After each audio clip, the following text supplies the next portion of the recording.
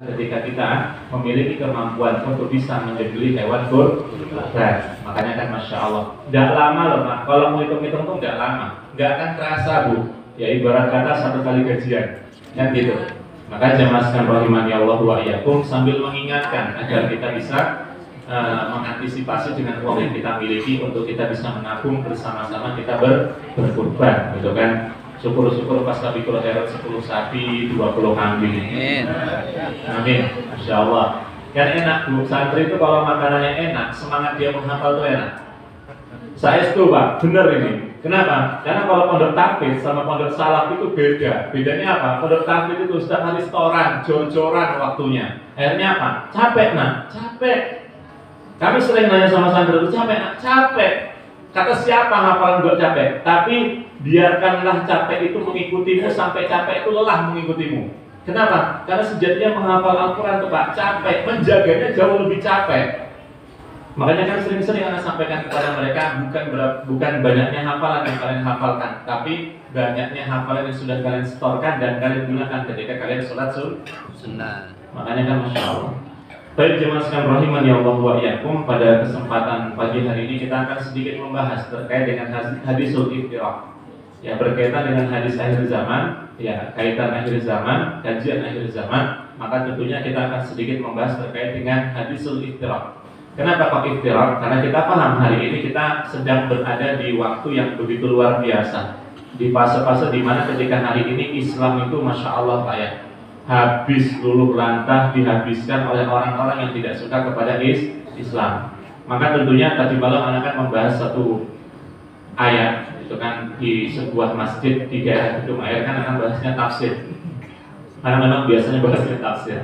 Jadi akhirnya ketika itu dikaitkan dengan begitu banyak hadis, padahal cuma satu ayat Pak, surat Al-Baqarah ayat 104, dikaitkan dengan begitu banyak hadis, bahkan begitu banyak nubuat yang Allah berikan kepada Rasulullah SAW.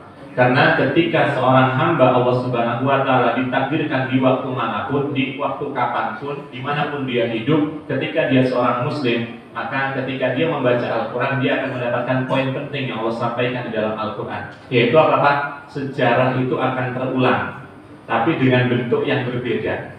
Kesyirikan itu tetaplah kesyirikan walaupun dibalut dengan sesuatu yang lembut. Nah, yang pertama, yang kedua, kemusyrikan yang lain sebagainya, bahkan kekafiran yang lain sebagainya, bahkan kemunafikan itu akan dibalut dengan sesuatu yang luar biasa. Bahkan judi, maisir Pak, judi itu dibalut dengan sesuatu yang sekarang era digital kan luar biasa. Seolah-olah itu permainan, padahal itu judi. Makanya kan masya Allah. Jadi sekarang kita dihadapkan dengan sesuatu yang ujungnya itu kita tahu hukumnya haram, tapi dibalut dengan sesuatu yang menarik. Maka sebutan-sebutan yang akhirnya dirubah, yang aslinya kita paham bukan seorang Muslim, maka pasti disebut di dalam Al-Quran ke orang kafir. Makanya kan ketika kemarin kita mendapatkan fatwa yang disampaikan oleh kaum Nahdlatul Ulama, ya saudara kita dari Nahdlatul Ulama, sampai menyebutkan sekarang yang bukan Islam itu disebutkan kafir, bukan non-Muslim lagi Pak. Makanya kan masya Allah. Kenapa? Karena penyebutan kafir itu lebih pantas bagi orang-orang yang bukan Islam. Dan itu juga pantas bagi orang-orang yang mengambil bukan haknya dengan sebutan apa Pak? Maling, gitu kan? Bukan koruptor rasanya Pak. Itu nama yang agak keren dikit aslinya Pak. Tapi aslinya maling. Makanya kan masya Allah sudah mulai belak-belakan. Kenapa? Karena hari ini kita paham bahwasanya ketika kita hari ini beriman kepada Allah Subhanahu Wa Taala, pasti Allah Subhanahu Wa Taala akan tempatkan kita di tempat di antara orang-orang yang terbaik. Makanya kan jamaah sekalian rahimani Allah wa iyyakum, harusnya kita mengerti ternyata iftiraqul ummah itu pasti akan terjadi di waktu kapanpun, di masa siapapun. Nah begitu juga hari ini kita berada di Indonesia, perpecahan umat itu luar biasa, sampai-sampai ketika seseorang hamba Allah Subhanahu Wa Taala tidak sependapat dengan yang lain, sampai akhirnya dipenjarakan, kemudian dihujat, kemudian dibully, kemudian sampai akhirnya apa? Dibunuh karakternya. Makanya kan masya Allah. Jadi jamaah sekalian rahimani Allah wa iyyakum, kita akan membahas sedikit terkait dengan iftiraqul ummah. Kita langsung masuk ke inti poin dari sebuah hadisnya saja. Suaranya agak beda nih Mak. Gak apa-apa Bu ya. Maka kita akan mendapati dari kaum muslimin, yaitu kan kata Rasulullah SAW, yaitu 73 golongan. Yang satu di surga, 72 masuk neraka. Kaum Yahudi 72, yang satu masuk surga, 71 masuk neraka. Kaum Nasrani 71, satu masuk surga, yang lain masuk neraka. Kita fokus kepada kaum muslimin. Kenapa kok lebih banyak? Ada apa? Kenapa kok bisa seperti itu? Maka ketika kita kembalikan ke sejarah dulu, biar kita sama-sama paham. Karena sejatinya Pak, setiap umat pada kaum muslimin sampai detik ini kita butuh sesosok orang yang memberikan contoh kepada kita. Ya, yaitu apa? Di kalangan kita hari ini kita butuh ustadz, kita butuh ulama, kita butuh seseorang yang bisa mengajarkan kita apa yang harus kita kerjakan sebagai seorang muslim. Al-Qur'annya sama, hadisnya jelas, cuman kadang-kadang yang menyampaikan yang mungkin salah, maka yang akhirnya ujung-ujungnya salah semua.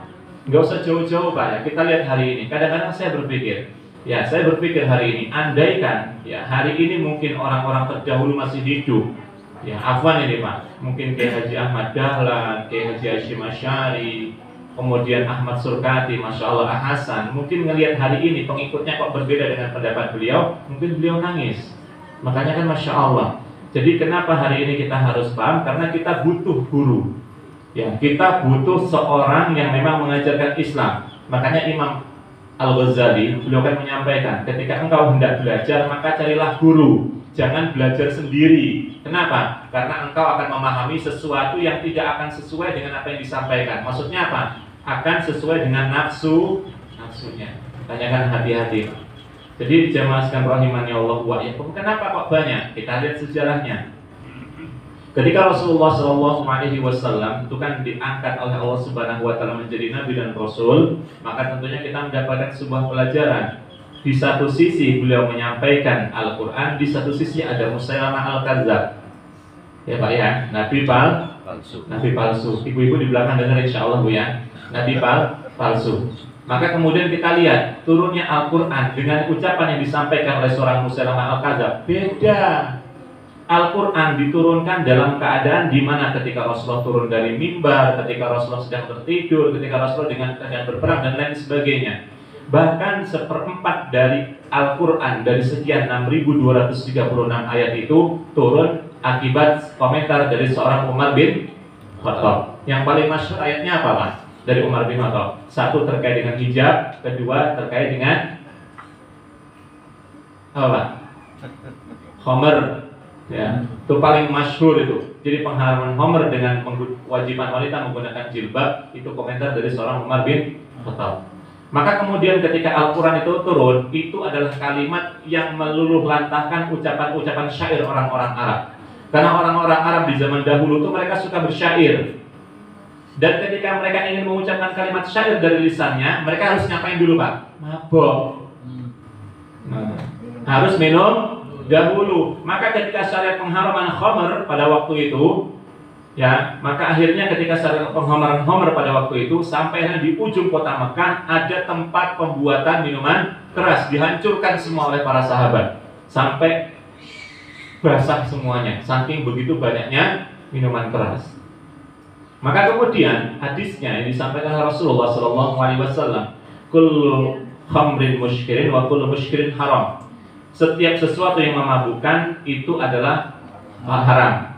Maka khamr itu termasuk bagian dari muskir. Muskir termasuk khamr. Maksudnya apa? Yang memabukkan disampaikan oleh para ulama hari ini bukan hanya sekedar minuman keras. Ya Pak ya, kita harus kembalikan ke hadis dulu. Bukan hanya sekedar minuman keras. Kalau orang nggak paham ini, mereka akan menganggap berarti narkoba nggak apa-apa. Berarti ngelem nggak apa-apa. Gitu. Padahal sama. Maka jamaah sekalian rahimani Allah wa iyyakum, kita harus paham. Maka kemudian ketika Al-Quran itu turun, maka berbeda dengan yang dilakukan oleh orang-orang kafir di Arab Zahilah di zaman dahulu.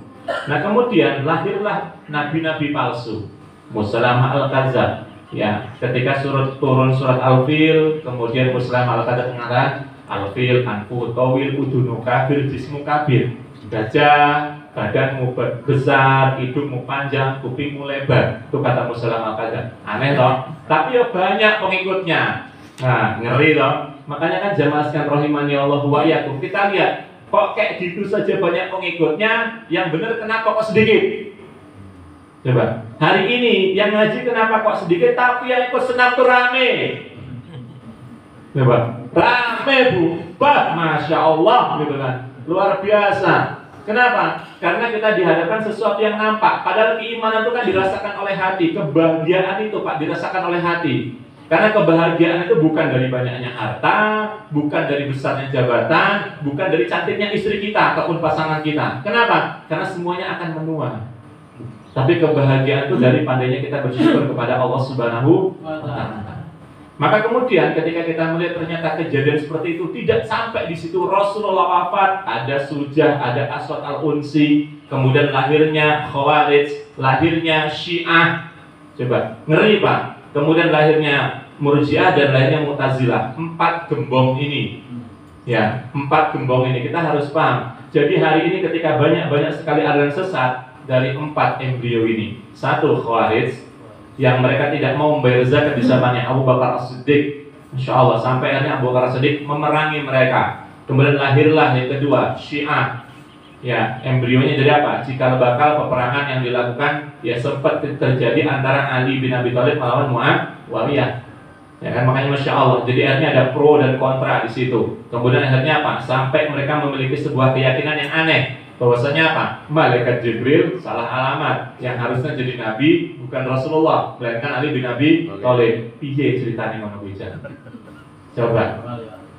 Aneh nggak Bu? Aneh kan? Kemudian masuklah Murji'ah. Orang Murji'ah lebih parah lagi Pak. Pelaku dosa besar harusnya kan masuk neraka. Syirik itu kan masuk neraka. Kata orang Murji'ah, kalau dia bertobat diampuni. Nah, gila nih meneh. Mu'tazilah apa bagi pengikut Mu'tazilah? Mereka berkeyakinan pelaku dosa besar, ya selama dia Muslim, maka dia nanti ketika di akhirat berada di antara 2 tempat, antara surga dan neraka. Apa ya bisa? Coba, ya nggak bisa Pak. Al-haq sama al-batil tidak akan pernah menyatu. Kok bisa di antara 2 tempat, antara surga dan neraka? Berarti dibagi 2, sini surga, sini neraka. Aneh. Makanya kan Masya Allah, dari 4 golongan ini lahirlah kelompok-kelompok yang parah. Bahkan disampaikan oleh Ustadz Amin Jamaluddin. Ada yang kenal? Kecepatan ya Bu? Kenal Pak dengan Ustadz Amin Jamaluddin? Enggak. Mungkin kalau yang sepuh-sepuh kenal Insya Allah. Beliau kan ketua LPPI yang pertama di Indonesia, Lembaga Pusat Pengkajian Islam. Ya, kotanya apa? Kotanya, tempatnya kantor beliau di daerah Johar Baru. Johar Pak, arah ke Jakarta. Ya kita pernah ke sana. Bukunya luar biasa. Beliau merangkum dengan Ustadz Hartono Ahmad Jais yang marang kitab ini juga. Ya, kenal Pak Ustadz Hartono Ahmad Jais? Enggak kenal juga. Yowes. Ustadz Hartono Ahmad Jais kenal Bu, dosen anak Bu. Langsung beliau sudah sepuh sekarang, Masya Allah. Kemudian beliau mengkaji dari ujung Sabang sampai Merauke di Indonesia saja, kata beliau. Ya, beliau menyampaikan dengan data yang sudah beliau dapatkan. Bukan anak Pak ya, ini beliau dengan menyampaikan seperti itu. Ternyata dari zaman sampai beliau sepuh itu, beliau sudah mengkaji ada sekitar 250 ajaran sesat di Indonesia. Baru di Indonesia. Coba. Makanya kan ngeri Pak. Jadi jamaah sekalian rahimani Allah wa iyyakum, kita paham hari ini dan kita tahu ternyata undang-undang yang waktu itu sempat yang dimenangkan oleh kaum muslimin, ya waktu itu kan sempat terjadi tahun 2016 atau 2017, saya lupa waktu itu.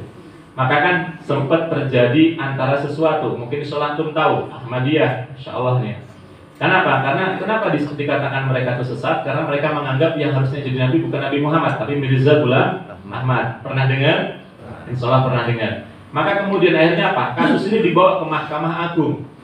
Nah kemudian Mahkamah Agung tidak mau ngundang dari saudara kita Muhammadiyah, nggak mau ngundang dari NU, nggak mau ngundang dari Al-Irsyad, nggak mau ngundang dari yang lain, gitu, nggak mau. Akhirnya apa? Diundangnya dari, nggak mau diundang dari MUI juga, diundangnya dari Dewan Dakwah. Insya Allah Pak. Padahal di Dewan Dakwah itu ya ada NU, ada Muhammadiyah, ada orang MUI, ada semuanya ada Pak kalau Dewan Dakwah itu. Tapi dia yayasan, bukan ormas. Kemudian akhirnya Pak dipanggil, kemudian sidang selama seminggu. Kemudian salah satu di antara mereka ada Dr. Samsul Bahri. Luar biasa beliau Pak. Antum tanya buku apa dari ujung A sampai Z, hafal beliau Pak. Ya. Maka beliau menyampaikan kita susah nih katanya. Kenapa? Kita 5-4. Kenapa? Kalau 5-4 berarti yang kalah kita, mereka yang menang. Kenapa Pak? Dampaknya apa Pak ketika mereka menang Pak? Ngeri. Maka akhirnya apa? Ketika hari Selasa BAP, berita acara putusan dari Mahkamah Agung itu keluar. Akhirnya ternyata qadarullah masyaallah kita yang menang 5-4. Kenapa kok kita harus menang? Kenapa kok mereka harus kalah? Kalau kita kalah Pak, hari ini antum ngomong Ahmadiyah aliran sesat, antum masuk penjara. Antum kena undang-undang itu ya? Insya Allah. Tapi alhamdulillah kita menang. Jadi akhirnya Pak, ketika memang tidak sesuai dengan Al-Quran dan Sunnah kita bilang mereka sesat, kita nggak kenapa-kenapa. Gitu. Makanya kan berat Pak. Ya, berat. Kenapa? Kita hidup di negara yang demokrasi, penuh dengan konstitusi. Kalau kita tidak menyampaikan dengan dalil, berat. Kenapa? Kadang-kadang orang yang sudah paham pun disampaikan dalil belum tentu dia mau ngikutin dalil. Kenapa? Karena yang bermain hawa nafsu. Makanya kan Masya Allah berat. Jadi kita akan sedikit membahas, ada sekitar 4 saja, nggak banyak-banyak ya. Kalau banyak-banyak nanti ujungnya bukan pengajian tapi daurah. Ya, jadi kita persiapkan duluan. Kenapa? Kita harus paham. Ternyata Masya Allah.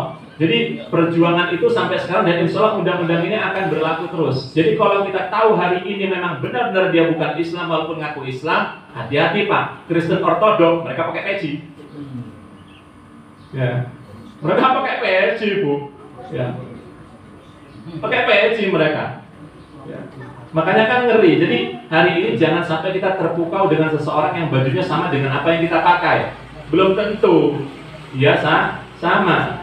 Sholatnya kita ke masjid kok malu, ini gereja gitu kan, makanya Masya Allah ya.